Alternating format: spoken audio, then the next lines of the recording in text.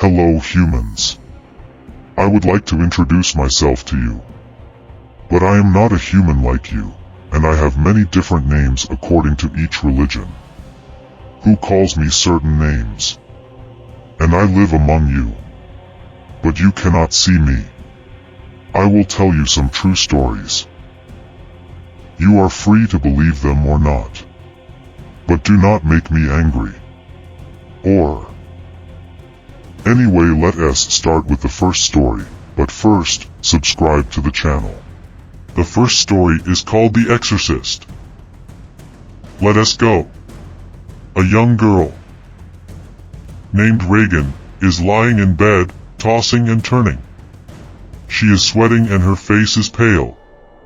Her parents, Chris and Kathy, are sitting next to her, looking worried. Reagan has been acting strangely for weeks. She has been having nightmares, she has been vomiting, and she has been speaking in a strange voice.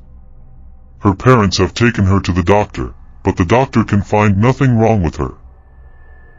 A priest, Father Marin, is called to the house to investigate. He enters Reagan's room and sees that she is possessed by a demon. Father Marin knows that he must perform an exorcism to save Reagan's soul. He begins to pray and to cast out the demon.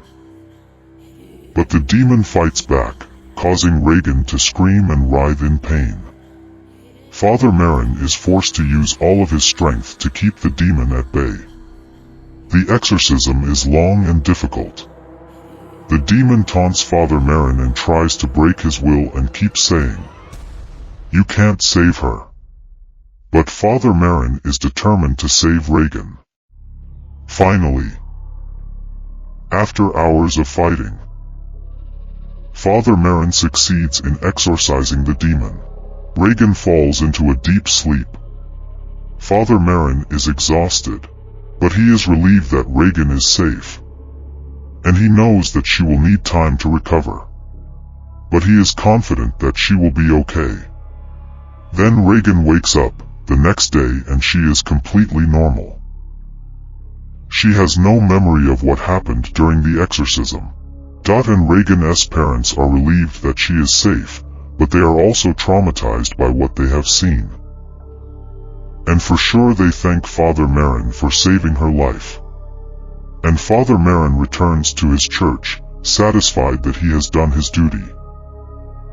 But he knows that there will be other cases like Reagan's. But he is confident that he will be able to help them. Reagan slowly recovers from the exorcism, but is still haunted by what happened. And she returns home. But sure, she is no longer the same girl she was before the exorcism. And she struggles to adapt to her new life but is determined to move forward. And Reagan also attends therapy to help her deal with the trauma of the exorcism. From here, Reagan slowly begins to recover and eventually finds peace. And she goes back to school and makes new friends. Finally, Reagan graduated from high school and went to college. Father Marin knows that the battle against evil is never ending. But he is determined to fight on. He knows that there is hope for those who are possessed, and he is committed to helping them find peace.